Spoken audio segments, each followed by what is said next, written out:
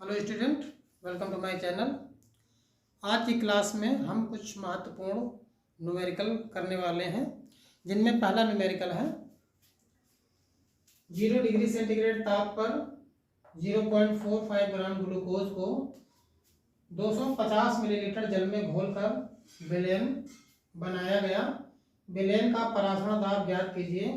Are का value दिया है 0.0821 लीटर वायुमंडल प्रति डिग्री प्रति मोल। एटीएम मतलब एटमॉस्फेरिक प्रेशर यानी वायुमंडल। तो सवाल की शुरुआत करते हैं। इसमें दिया क्या है,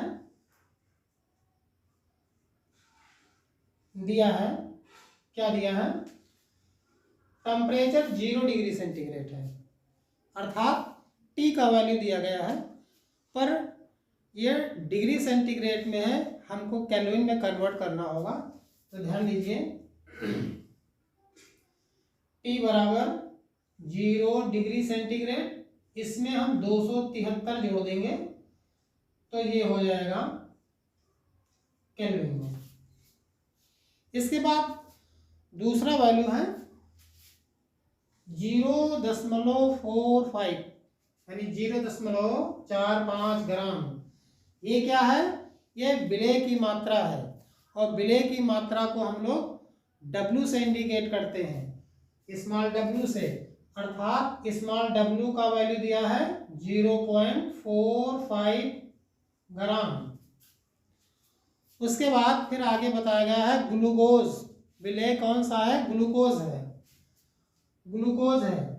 तो ग्लूकोज है तो ग्लूकोज का अनुभार होता है 180, यानी कि स्मॉल m 180 है। कैसे 180 है, ध्यान दीजिए, ग्लूकोज का फार्मूला होता है C6H12O6। तो यहाँ पे कार्बन का परमाणु भार 12 होता है और कार्बन की संख्या 6 है, तो 6 गुणे 12 प्लस यहाँ पे हाइड्रोजन की संख्या 12 है और हाइड्रोजन का परमाणु भार 1 होता है। इसके बाद ऑक्सीजन की संख्या 6 है, ऑक्सीजन का परमाणु भार 16 होता है। तो इसको हम करेंगे तो क्या हो जाएगा 72 12 96। तो इसको हम हल करेंगे तो आएगा 180। इस प्रकार से ये ग्लूकोज का अनुभार हम निकाल लेंगे। इसके बाद दिया है 250 मिलीलीटर, यानी कि विलयन का आयतन है 250 मिलीलीटर, अर्थात V दिया है 250 मिलीलीटर। तो मिलीलीटर, इसमें हमको मिलीलीटर को लीटर में कन्वर्ट करना होगा। तो इसके लिए हम क्या करेंगे, इसको हम 1000 से भाग कर देंगे तो हो जाएगा 250 भागे 1000 बराबर 1/4 लीटर, ये हो जाएगा। उसके बाद फिर क्या दिया है, जल में घोलकर विलयन बनाया गया। विलयन का परासरण दाब ज्ञात करना है, अर्थात P हमको ज्ञात करना है। P हमें नहीं पता है और R का वैल्यू यहाँ पे दिया गया है। तो हम सभी जानते हैं परासरण दाब निकालने के लिए एक फार्मूला यूज होता है। वो फार्मूला कौन सा है, फार्मूला होता है PV बराबर small w upon small m RT। इस फार्मूले में हम लोग वैल्यू पुट करेंगे। तो P हमको मालूम नहीं है पर V पता है 1/4 लीटर, अर्थात 1/4 बराबर स्मॉल w का वैल्यू क्या है 0.45 और m का वैल्यू है 180 और r का वैल्यू ये दिया गया है 0.0821 और t क्या है 273 यानी कि 273। तो इस 1/4 को हम उधर ले जाएंगे तो क्या हो जाएगा, P बराबर हो जाएगा 0.45 अपॉन 180 इंटू 0.0821 इंटू 273 और ये 1/4 इधर 4/1 हो जाएगा 4/1 तो नीचे 1 हम लिखें या ना लिखें।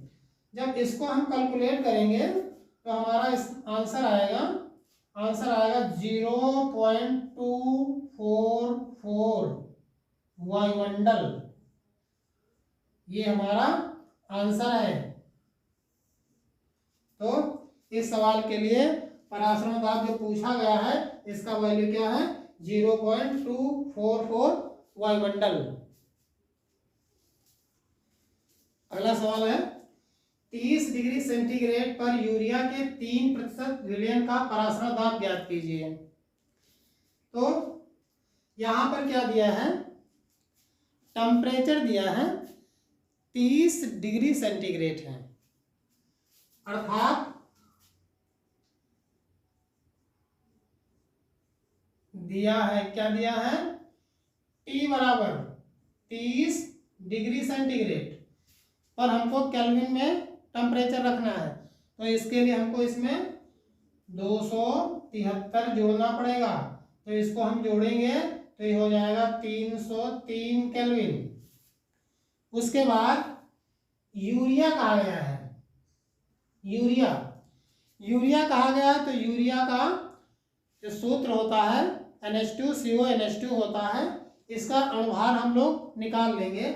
अणुभार मतलब स्मॉल m निकाल लेंगे और क्या होता है इसका 60 होता है। कैसे होता है ध्यान दीजिए, यूरिया का सूत्र होता है NH2CO NH2। नाइट्रोजन का परमाणु भार 14 होता है, हाइड्रोजन का 1 होता है, हाइड्रोजन संख्या 2 है तो 2 गुणे 1 प्लस कार्बन का 12 होता है प्लस ऑक्सीजन का 16 होता है।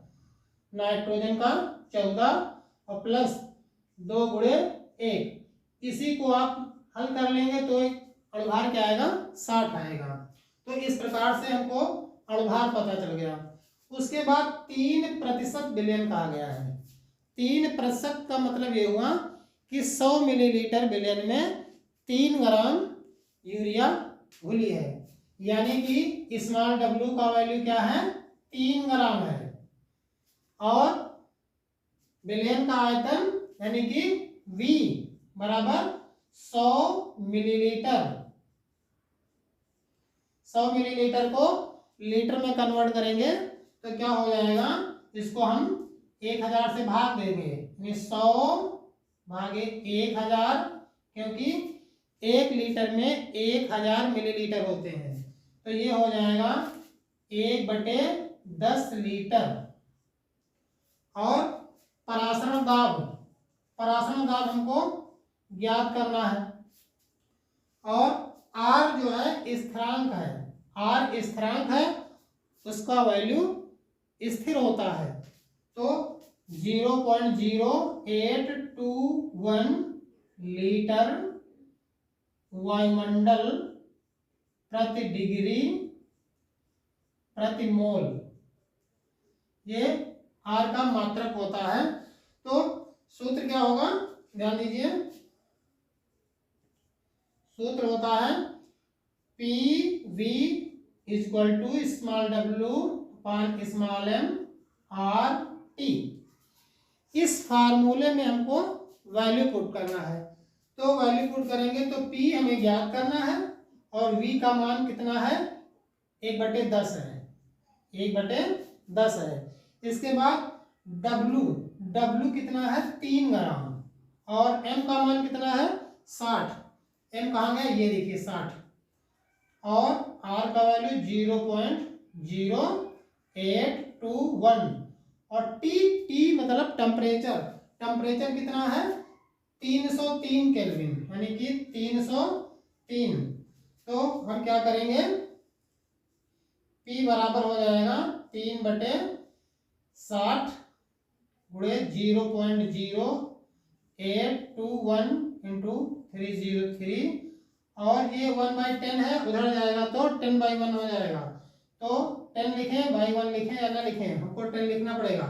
तो इसको हम जब सॉल्व करेंगे तो हमारा आंसर क्या आएगा, P बराबर आ जाएगा 12.43 वायुमंडल। इस प्रश्न का जवाब 12.43 वायुमंडल होगा, यानी कि पराशर दाब क्या है, 12.43 वायुमंडल है। अगला सवाल है 27 डिग्री सेंटीग्रेड पर यूरिया के m/10 विलयन का पराशर दाब ज्ञात कीजिए। तो इसमें भी दिया क्या है, ध्यान दीजिए, T का वैल्यू दिया है 27 डिग्री सेंटीग्रेड, अर्थात इसमें हमें 273 ऐड करना पड़ेगा, तो ये हो जाएगा 300 केल्विन। तो T हो गया। यूरिया कहा गया है, तो यूरिया का अनुभार 60 होता है, यहाँ पे अभी हम लोगों ने पिछले सवाल में निकाला था। C का वैल्यू दिया है 1/10 m, m/10 मतलब 1/10 m, और पराशरण दाब हमको ज्ञात करना है। R का वैल्यू यही होता है 0.0821, और फार्मूला आपके पास ये है। तो ध्यान दीजिए, हम PV बराबर W/M को लिख सकते हैं nRT, क्योंकि N बराबर W/M होता है। और इस V को अगर यहां ले आए तो P बराबर N/V RT।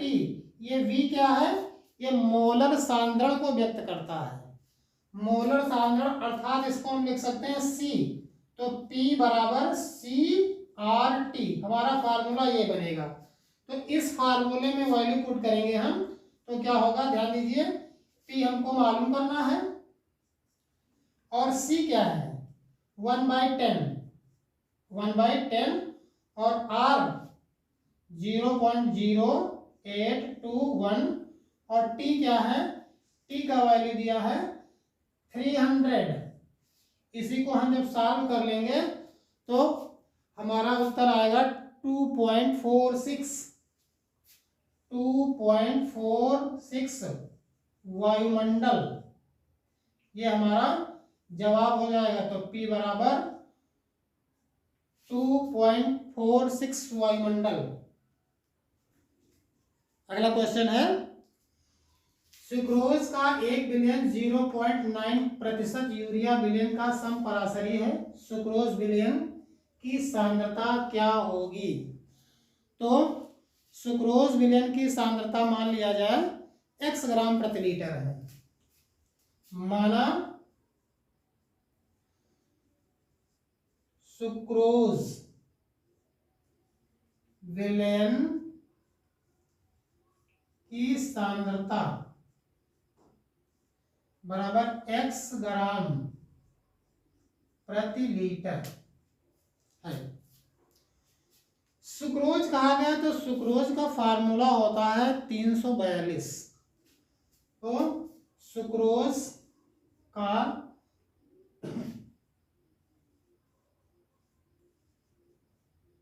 अनुभार 342 होता है। 342 कैसे होता है, ध्यान दीजिए, सुक्रोज का फार्मूला होता है C12H22O11।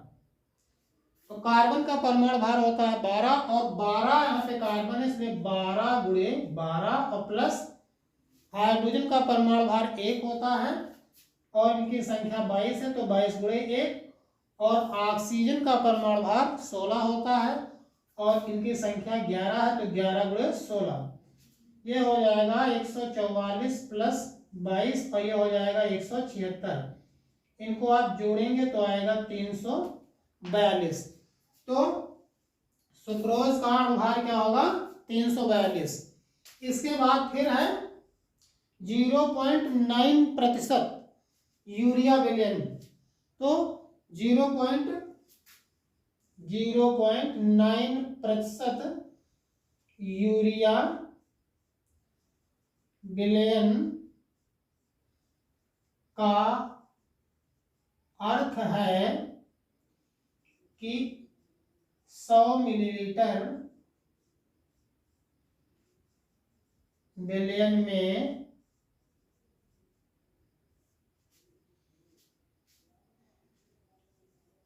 यूरिया की मात्रा बराबर क्या होगी? 0.9 ग्राम।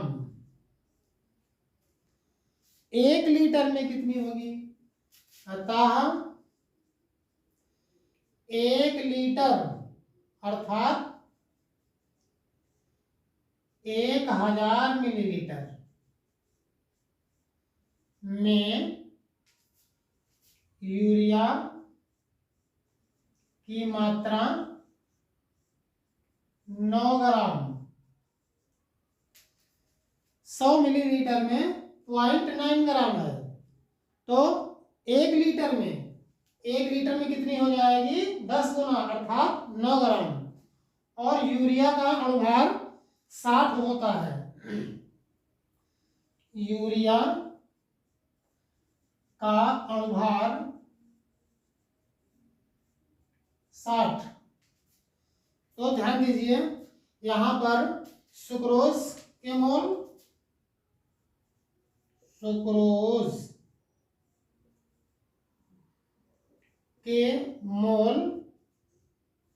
बराबर यूरिया के मोल।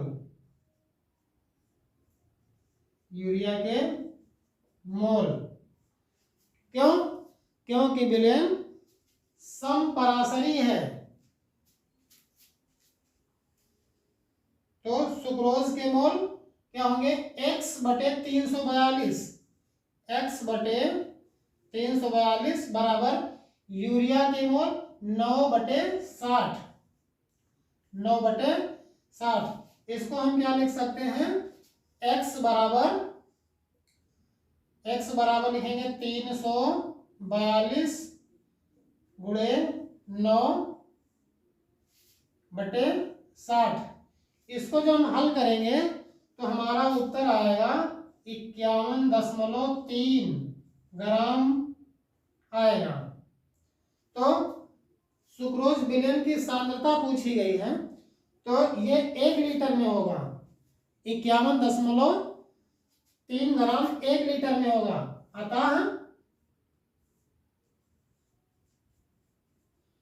सुक्रोज विलयन की सांद्रता बराबर 51.3 ग्राम प्रति लीटर, या इसको हम क्या लिख सकते हैं? 5.13%। ये आपका आंसर रहेगा।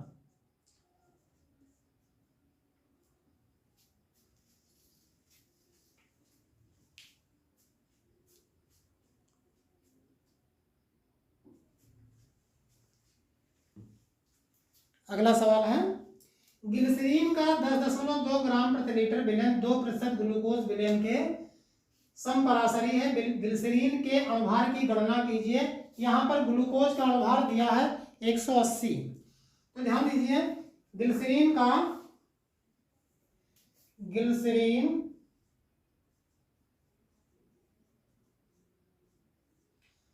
की मात्रा कितनी है? 10.2 ग्राम। इसका अणुभार हम x मान लेते हैं। ग्लिसरीन का अणुभार बराबर x। उसके बाद आगे कहा गया है 2% ग्लूकोज विलयन के समपराशरी हैं। तो 2% ग्लूकोज विलयन का मतलब क्या हुआ? 2% ग्लूकोज विलयन का अर्थ है कि 100 मिलीलीटर विलयन में 2 ग्राम ग्लूकोज है। 2% कहा गया ना, तो विलयन में 2 ग्राम ग्लूकोज है।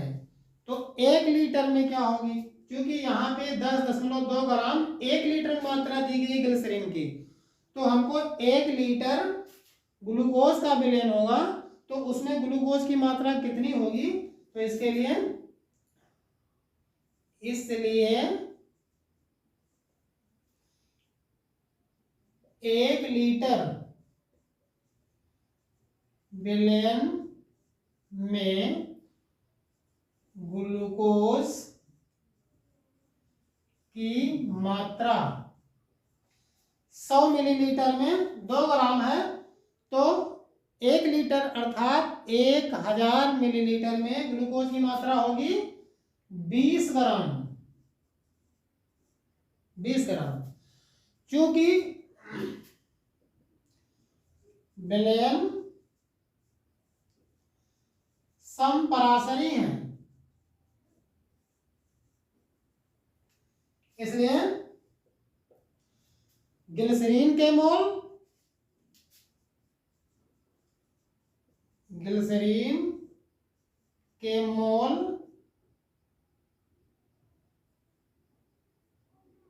ग्लिसरीन की सांद्रता बराबर ग्लूकोज विलयन की सांद्रता।